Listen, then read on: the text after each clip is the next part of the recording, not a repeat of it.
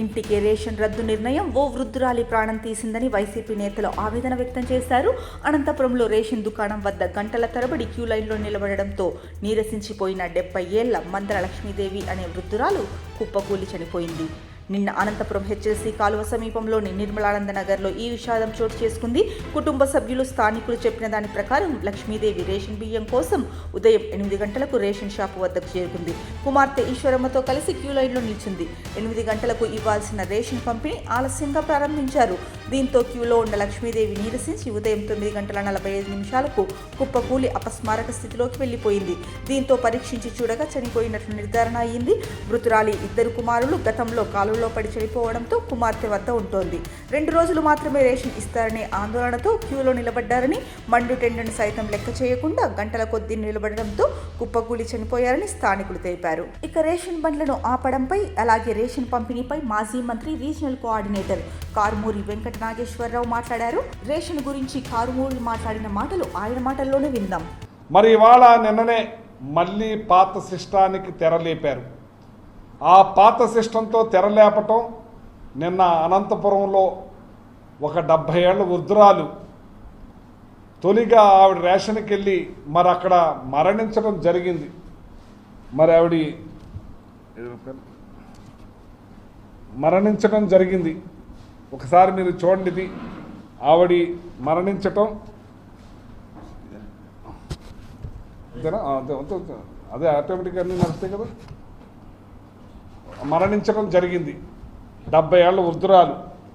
ఇలాగా రేషన్ నిన్న వైజాగ్లో 4వ పట్టణ పోలీస్ స్టేషన్లో ప్రజలే పట్టుకుని వాళ్ళని ఏదైతే రేషన్ షాప్ ద్వారా తరలిపోతున్నాయో రైస్ని మరి పోలీస్ స్టేషన్లో పెట్టి కేసు పెట్టించడం జరిగింది. మీరు ఏదో ఈ బళ్ళ మీద అవినీతి జరిగిపోతుంది అంటున్నారు. మీరు ఈ 12 నెలల్లో ఎన్ని బళ్ళుని మీరు పట్టుకున్నారు, ఎంత రేషన్ని దొంగచాటుగాళ్ళు అమ్ముతా ఉంటే పట్టుకున్నారని నేను అడుగుతున్నా. మేము ఇవాళ రేషన్ షాపుల వాళ్ళకి మేము వ్యతిరేకం కాదు. రేషన్ షాపులను కూడా మేము కొనసాగించాం. రేషన్ షాపులతో పాటు ఈ ఎండివి బళ్ళు నడిచినాయి. వాళ్ళకు కూడా జగన్మోహన్ రెడ్డి గారు మేము అధికారంలోకి వచ్చిన తర్వాత వాళ్ళకి కమిషన్ కూడా పెంచుతారని చెప్పారు. వాళ్ళను కూడా రద్దు చేసేది లేకుండా రేషన్ షాపుల వాళ్ళు కంటిన్యూ అవ్వాలి, ఎండివి బళ్ళు కూడా కంటిన్యూ అవ్వాలని చెప్పి అందరినీ ఆదుకునే మనసున్న ముఖ్యమంత్రి జగన్మోహన్ రెడ్డి గారు ఇవాళ మీరు లక్షల ఉద్యోగాలు ఇస్తానన్నారు. లక్షల ఉద్యోగాలు గాలికేరు. ఇవాళ మీరు వాలంటీర్లని 2,60,000 మందిని నిష్కారణంగా తీసేసి 10,000 ఇస్తారని చెప్పి మోసం చేశారు. అలాగే ఏదైతే లిక్కర్ షాప్లో పనిచేస్తున్న మరి 25,000 మందిని తీసేసి మరి వాళ్ళని కుటుంబాలకి దుమ్ము పోశారు. ఇవాళ ఈ రేషన్ మీద దగ్గర 9,260 మంది మా ఆపరేటర్లు అయితే వాళ్ళ అసిస్టెంట్లుగా పనిచేస్తున్న 10,000 మంది, టోటల్ 20,000 కుటుంబాలని రోడ్డును పడేసే పని చేశారు మీరు. ఇవాళ మేము రేషన్ వాళ్ళ షాపుల వాళ్ళకి ఏమీ అన్యాయం చేయలేదే. రేషన్ షాపుల వాళ్ళకు కూడా మేలు చేశాం, ఎండి బళ్ళు వాళ్ళకు కూడా మేలు చేశాం. ప్రజలకు మేలైన పథకాన్ని అందించే కార్యక్రమం చేసాం ఇంటికే.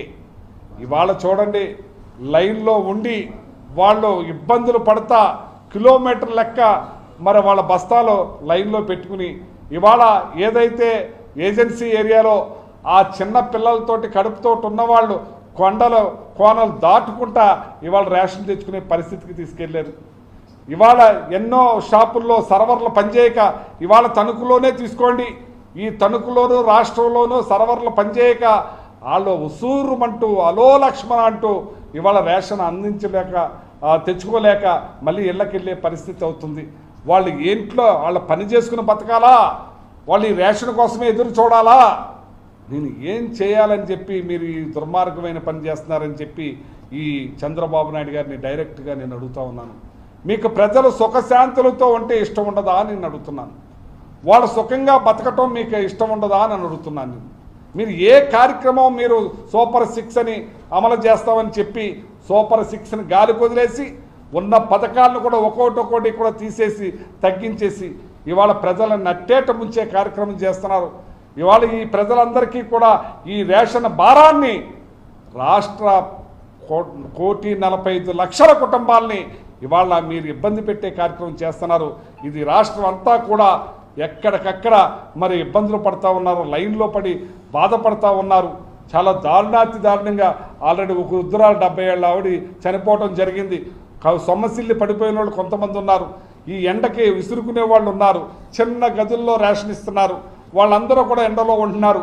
రేపు వర్షాకాలం వర్షంలో తడుస్తారు, ఎండాకాలం ఎండుతూ ఉంటాయి, వర్షాకాలం తడుస్తూ ఉంటారు. ఇదే నా పరిస్థితి అని నేను అడుగుతున్నాను.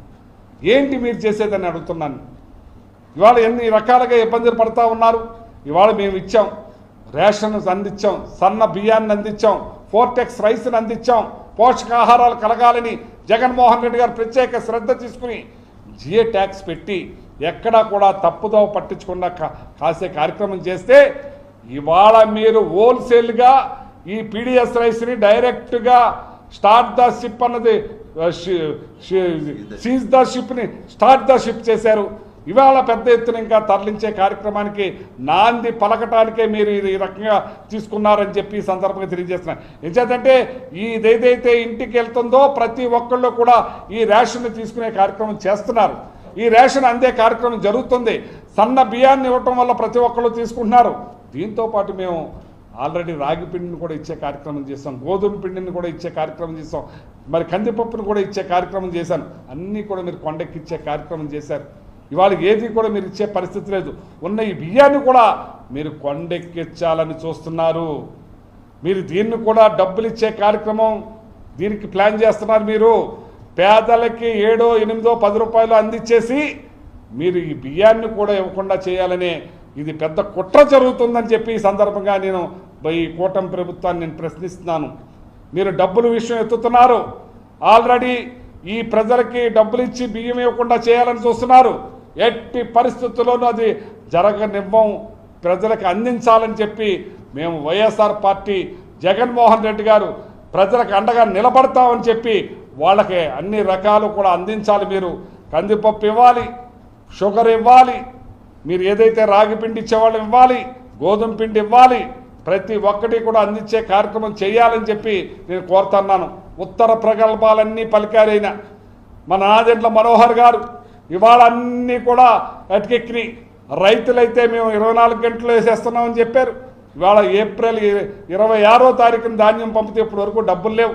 అలో లక్ష్మణాన్ని పెట్టి రోడ్డెక్కి ధర్నా చేస్తున్నారు, కలెక్టర్ల దగ్గరికి వెళ్తున్నారు, జేసీల దగ్గరికి వెళ్తున్నారు. ఏమీ కూడా నిమ్మక నీరెత్తినట్టు పట్టించుకోకుండా వ్యవహరిస్తుంది కూటమి ప్రభుత్వం, ఈ మంత్రి గారు అని చెప్పి సందర్భంగా తెలియజేస్తున్నాను. ఎట్టి పరిస్థితుల్లోనూ కూడా ఈ 20,000 మంది MDO వాళ్ళకి మేలు జరగాలి. అలాగే ప్రజలకి గడప దాటి బయటికి వెళ్లకుండా తెచ్చుకునే విధంగా ఇవాళ ఈ మూటలు 25 కేజీల మూటలు ఎలా మోసుకొస్తారని చెప్పి నేను అడుగుతున్నాను. కిలోమీటర్, 2 కిలోమీటర్లు, 3 కిలోమీటర్లో ఉన్న ఈ షాపుల దగ్గరికి వెళ్ళి అవన్నీ తీసుకుని మీ సర్వర్లు పనిచేయక గంటలు వెయిట్ చేసి ఆ వచ్చిన బియ్యాన్ని ఎలా తీసుకొస్తారని అడుగుతున్నాను. ఇంతకుముందు సైకిల్ నుండి చాలామందికి ఆ వెనకాల వేసుకుని నడిపించుకుని తీసుకొచ్చేవారు. ఇవాళ మోటార్ సైకిల్ మీద ఏ రకంగా తీసుకొస్తారని చెప్పి నేను అడుగుతున్నాను. 10 స్కూటీలు ఉంటే అన్నీ కూడా స్పెండర్స్ బళ్ళు ఉన్నాయి. ఈ బళ్ళ మీద ఎలా తీసుకొస్తారని చెప్పి నేను అడుగుతున్నాను. ఈ ప్రజల్ని ఇబ్బంది పెడతాం కాదా అని అడుగుతున్నాను నేను. మీరు ప్రజల బాధలో చూస్తుంటే మీకు ఆనందమా, శాడిజంగా ఉందా మీకు అని అడుగుతున్నాను నేను.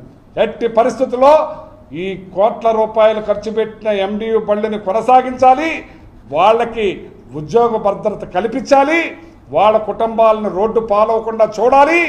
అలాగే ఈ ప్రజలకు రోడ్డెక్కి లైన్లో ఎండలో పడి ప్రాణాలు పోగొట్టకుండా ఇంటికి చేరే విధంగా మీరు చేయాలని చెప్పి MDO బళ్ళు ద్వారా మేము కోరుతున్నాం, డిమాండ్ చేస్తున్నాం.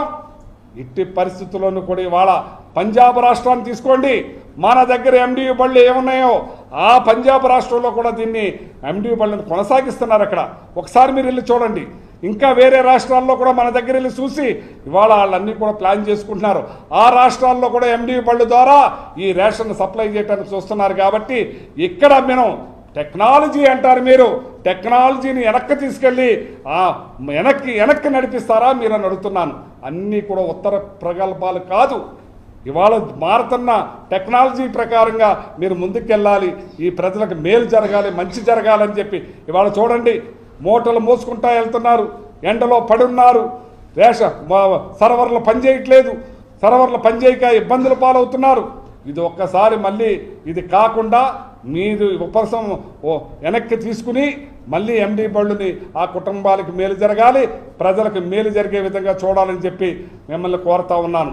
ఎట్టి పరిస్థితుల్లోనూ కూడా వైఎస్ఆర్ పార్టీ ఈ ఎండిఓ వాహన వాళ్ళకి ప్రజలకి కూడా అండగా ఉంటామని చెప్పి సందర్భంగా తెలియజేస్తున్నాం. అందుకే సంవత్సరం పూర్తయిన సందర్భంగా జగన్మోహన్ రెడ్డి గారి ఎన్నుపోటు దినోత్సవాన్ని రేపు 4వ తారీఖున జరిపిస్తున్నాం.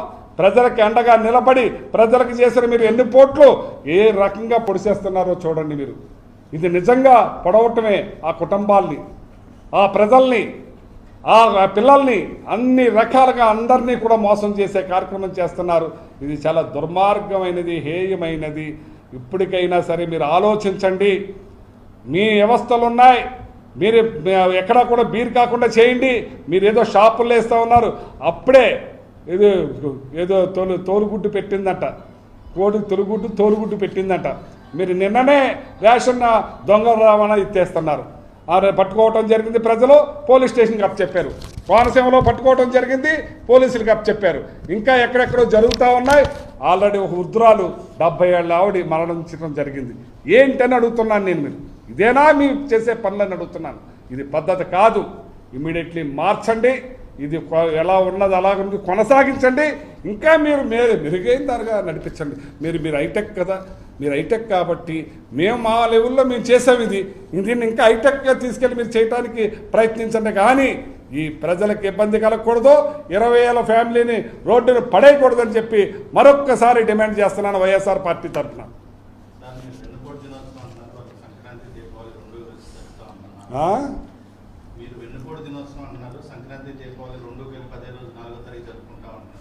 అసలు ప్రజలకు సంక్రాంతి మర్చిపోయారు, దీపావళి మర్చిపోయారు. జగన్మోహన్ రెడ్డి అన్నప్పుడు సంక్రాంతి షాపులు వాళ్ళ కళ్ళల్లో ఆనందం ఉండేది, ప్రజల కళ్ళల్లో ఆనందం ఉండేది. ఎక్కడ సంక్రాంతిని బ్రహ్మాండంగా చేసుకునే పరిస్థితి ఉండేది. ఇవాళ ఈ సంవత్సరం వీళ్ళ పాలన వచ్చిన తర్వాత సంక్రాంతి మర్చిపోయారు, దీపావళి మర్చిపోయారు. వాళ్ళే చెప్తున్నారు, షాపులు వాళ్ళే, ప్రజలే చెప్తా ఉన్నారు. ఇవాళ చేతిలో చిల్లి గవ్వ లేకుండా అప్పులు వాళ్ళు ఎదురు చూస్తూ ఉన్నారు. వడ్డీలకు వడ్డీలు అప్పులు తెచ్చుకుని కల్లాడిపోతూ ఉన్నారు. మీరు రైతులను ముంచారు, పిల్లలను ముంచారు, పెద్దవాళ్ళకు ముంచారు. నీకు 15 అని ముంచారు, నీకు 18 అని ముంచారు. కాజా పూతరేకులు మాకు పట్టుకొచ్చేయండి, మీకు 10,000 రూపాయలు చేసేసామని వాళ్ళని మాయ చేశారు. అలాగే లిక్కర్ షాప్లో పనిచేసే వాళ్ళని మాయ చేశారు. ఇవాళ ఎండిఓ షాప్లో వాళ్ళని పనిచేసే వాళ్ళందరినీ కూడా వాళ్ళని ఎన్నుపోట్లు పొడిశారు. అంతా మీరు ఎన్నుపోట్లు పొడిచి ఇవాళ దీపావళి సంక్రాంతాలు చేసుకునేది హాస్పిటల్ పాలయ్యే పరిస్థితికి వచ్చారు. ఆరోగ్యశ్రీ కూడా ఎత్తేసి ఇవాళ ఇళ్ళు అమ్ముకుని, పొలాలు అమ్ముకుని వాళ్ళు ఏ రకంగా వైద్యం చేయించుకోవాలా అని అది కూడా లేనోళ్ళు ఇవాళ అవస్థలు మామూలు పడతలేదు. ఈ రాష్ట్రాన్ని భ్రష్టు పట్టించారని చెప్పి సందర్భంగా తెలియజేస్తున్నా. ఎక్కడ